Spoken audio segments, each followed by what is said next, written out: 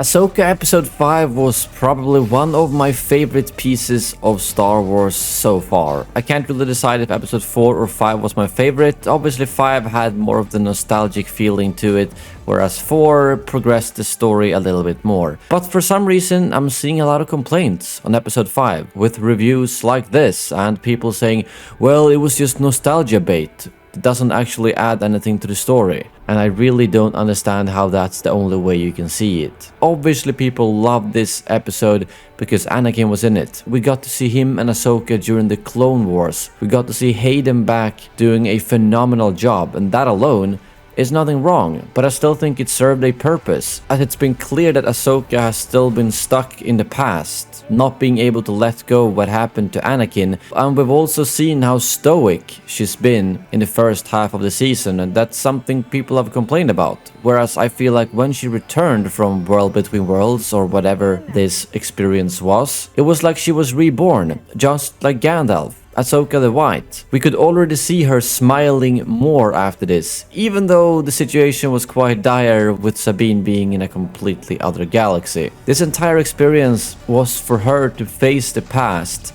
and realize that she's not only a warrior, and she's not identical to Anakin and Vader just because he trained her, even though most of the stuff she learned was obviously from him. Personally, I absolutely love this episode, and sure, they could have made that experience way shorter, and she could have just talked with Anakin for 5 minutes and then be out of there. But would that have had the same effect as what we got to experience now? Definitely not. So in my opinion, one of the best pieces of Star Wars content so far.